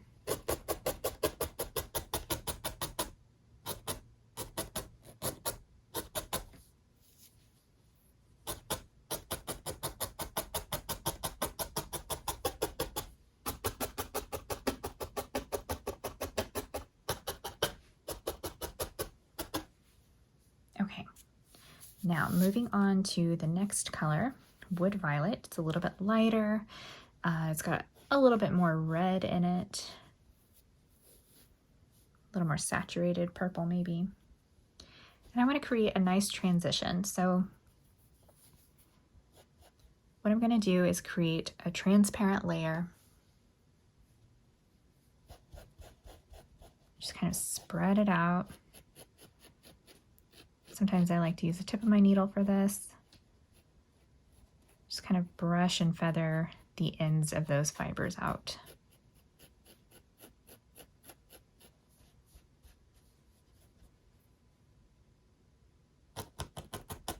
And then start tacking them down.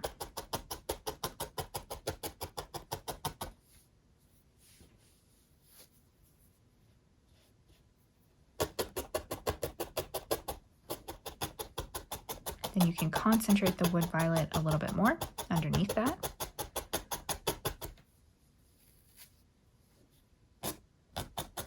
Now, if you wanted the Wood Violet to be the majority of your purple, you would bring the Purple Sunset down to a higher point. You would not bring it down as far, and you could increase your Wood Violet color upwards and make this section bigger. Totally up to you. You could also just do a solid color for that background. You don't have to do a gradient.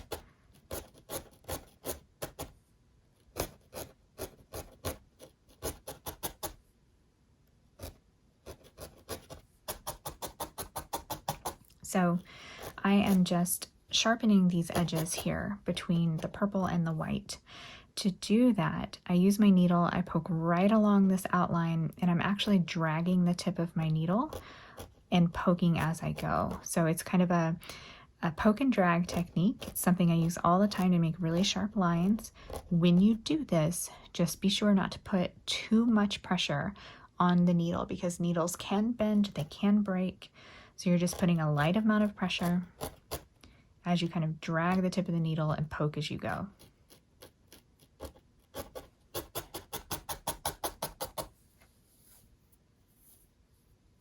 Okay, I'm going to put a little bit more Wood Violet over the Purple Sunset right here.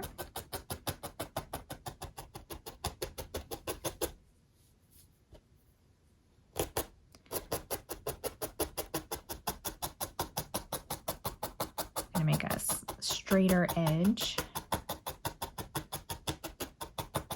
And now I'm going to do the lightest purple, which is called Dried Lavender.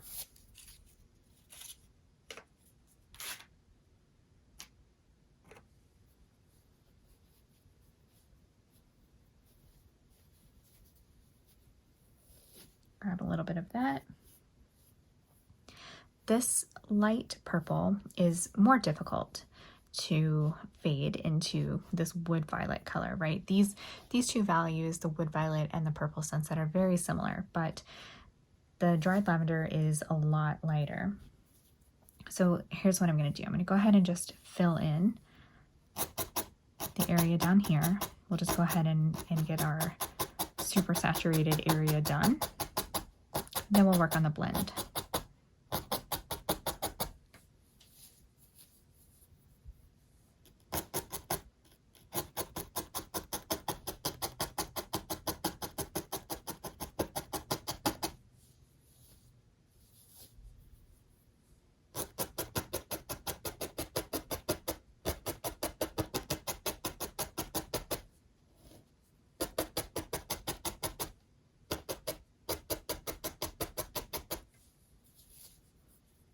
Now notice I'm not making a hard edge here when these two colors meet.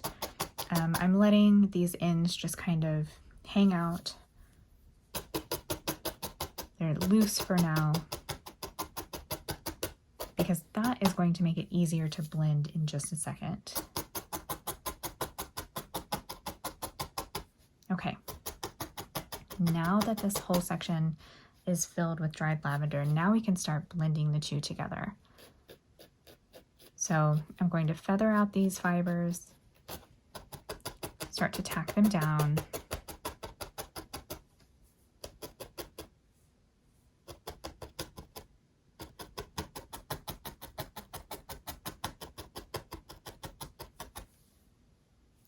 And then I do think making a mixture of wood violet and dried lavender would be useful here. So I'm just going to hand mix these.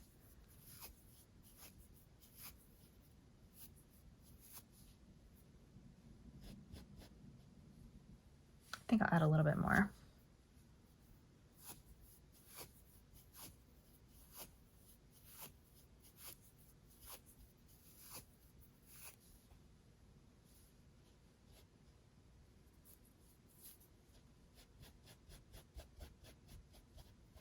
So now we have a nice transition color between the wood violet and the dried lavender. And this will help us blend.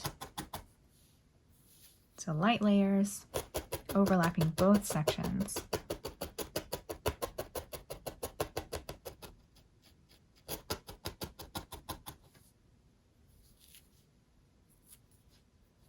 And just feel free to work on this until you've got a gradient that you like.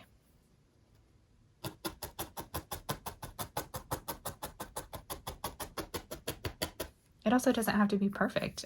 This is going to be a night sky, and maybe there are some wispy clouds in the sky.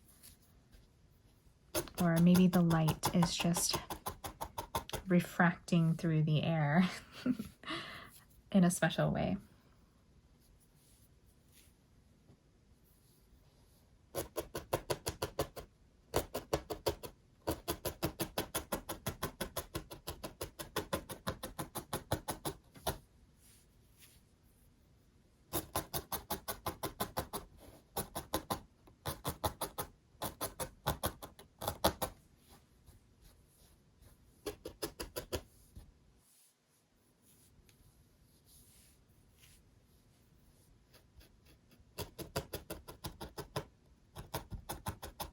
Okay.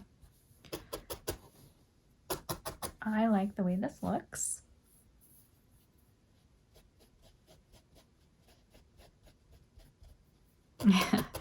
You know, this happens to me all the time. I say, okay, I really like this, and then I try something new, and I just keep going. That is the nature of painting with wool, I think. It's just so fun to keep going, and you just can add stuff and tweak things, and it's just such a forgiving medium. And it can just be so artful and satisfying. You know.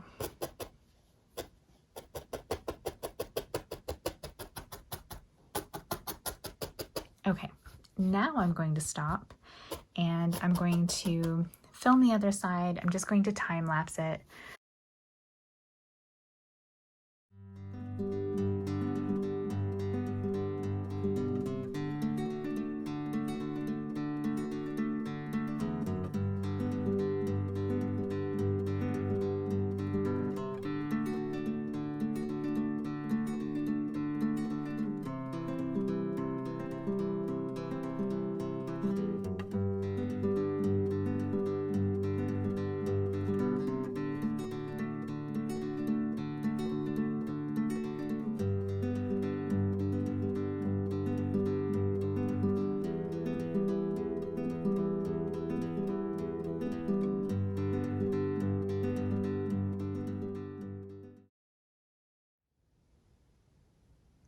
The sky gradient is finished, and I've gone over the sky again with a felting needle just to make sure that it's nice and smooth, because the next step is to add stars. So we want this to be as smooth as possible, just so that the stars that we add, which are just going to be little wool balls, stick right on top, basically, so that they're not buried underneath the wool. So just like we made small wool balls for the gray spots, we'll do the same thing with the white. So using the polar bear, lick your fingers if that helps, and make little balls that we can then add in as stars. So I like to be, you know, kind of random with these. Feel free to make your favorite constellation. That would be really cool. So I'm just going to make a few of these here, and then just start tacking them in.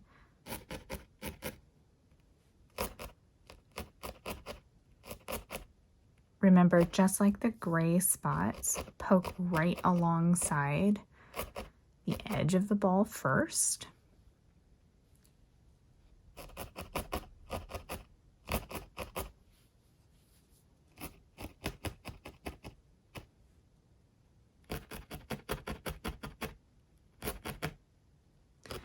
If you want to make a star that is really bright, kind of giving off a lot of sparkle, let me show you real quick how to do that. So what I do is I get a small piece of wool and just make a tiny little line with it. Let's add one over here. So I'm just basically going to make kind of a cross. And I want to make this decently thick so that it's nice and bold. So I'm just going to do one vertical line, one horizontal line. You can make these the same length or a little different. I think either way looks great. And then add a small wool ball into the center of that.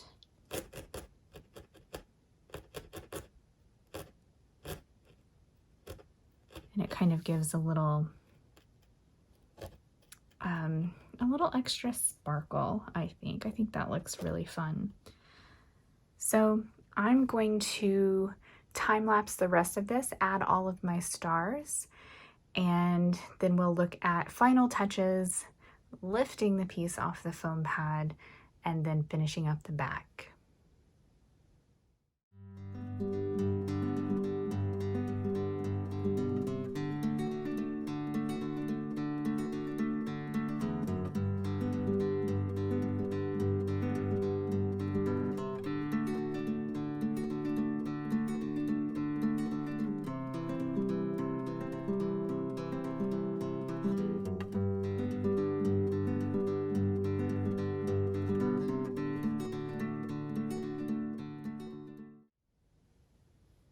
Okay, these stars are finished. I have just kind of given this owl a little bit of a pat down just to make sure that everything is nice and firmly felted. Nothing kind of is moving or is too squishy. If it is, I just want to give it a few extra pokes with the needle just to make sure that it's anchored into the fabric. If there's any changes you want to make, I recommend doing it now. If there's any sort of adjusting you want to do with the outline of the owl, or if you want to clean it up, just poke your needle right down that edge and just kind of drag the tip as you go. Just kind of poke and drag gently. Sometimes it's fun to give this a little more of, you know, a brighter outline. We did that with the fawn. If you feel like adding a little bit more polar bear would be to your liking, then now's the time to do that. Let's see, I'm just gonna add a little bit right here and see if I like it, just to give it a little extra pop against that dark purple background.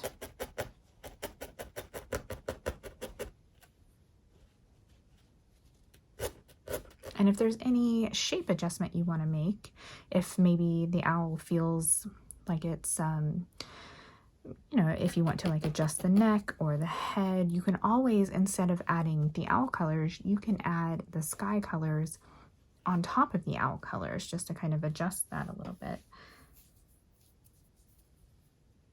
There are no rules here in needle felting. There's only what you like. You do you, and make the art you like. I'm gonna do a little bit of polar bear right along the side here. I really just kind of love an outline that makes an animal pop, so. Okay, great. So now I'm going to lift this off the foam pad. This can feel really scary, but it's going to be okay, I promise. So what I like to do is just keep one hand firmly against the felt painting while I use my other hand just to start to pull these fibers out of the foam pad.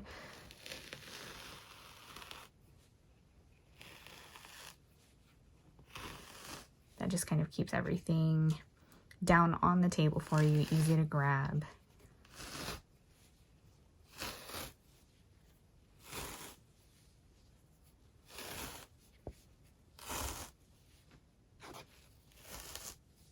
Kind of switch sides.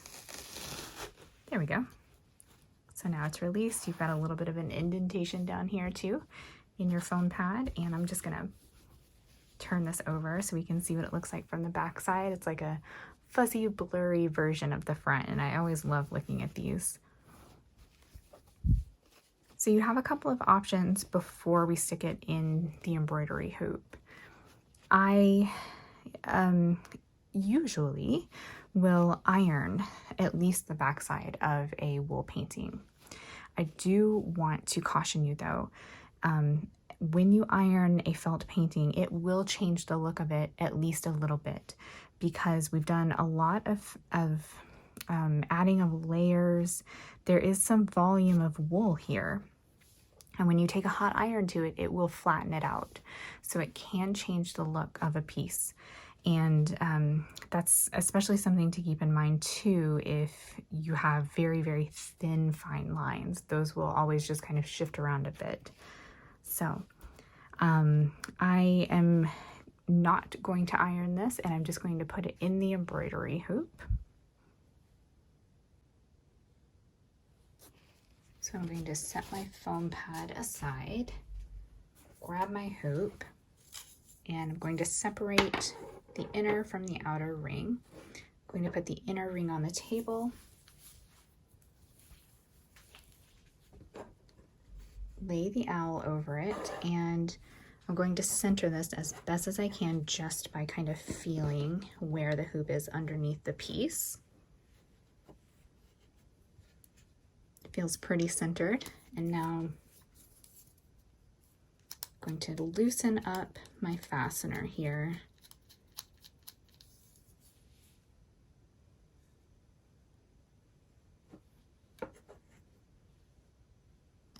And just gently place this over the top, press it down. It's pretty loose right now, so I'm gonna go ahead and tighten it just a bit.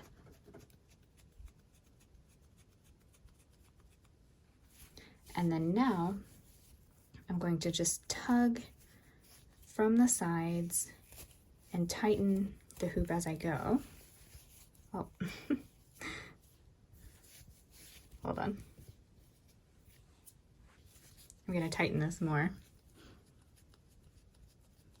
My hoop is just kind of slipping a bit, so.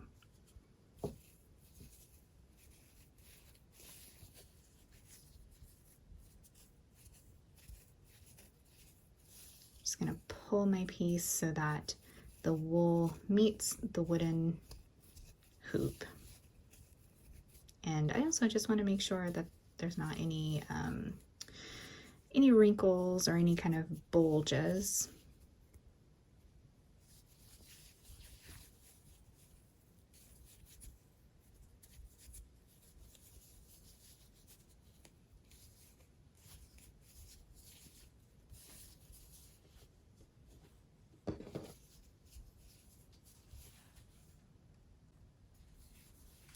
Once you've got it tightened up, then you'll trim around the fabric. So I like to leave about a 1/2 inch to an inch of fabric. It definitely doesn't have to be exact all the way around, but just kind of eyeball it. Basically just go for like 3/4 of an inch here.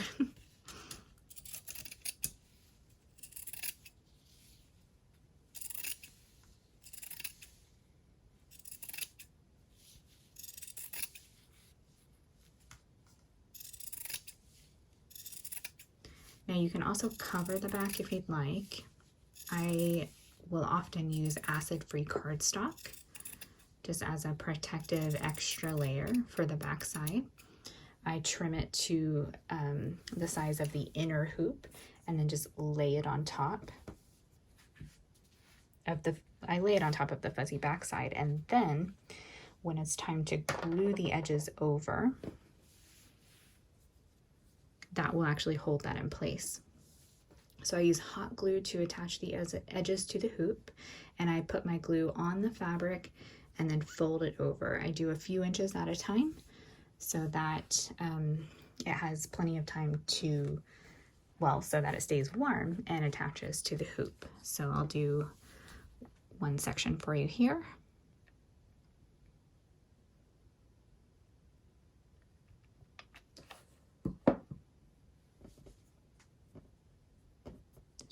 Tack it over, make sure it stays in place. And you might also flip this over as you go, just to make sure that your edges are where you want them to be and that you don't have any fabric peeking through along the edge if you don't want it.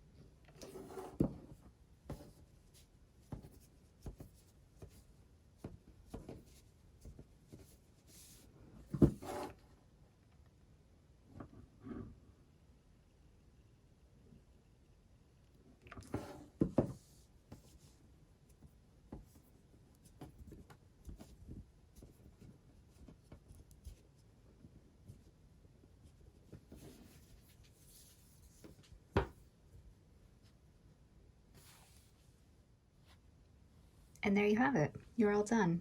So feel free to clean up any edges. I've got a little bit of a fuzzy edge here, so I'm just going to gently take my needle, poke at the fibers from the side. You could also use a pair of scissors maybe and trim off any little fuzzy bits that you don't like. But enjoy your new barn owl wool painting. I hope you had fun making it.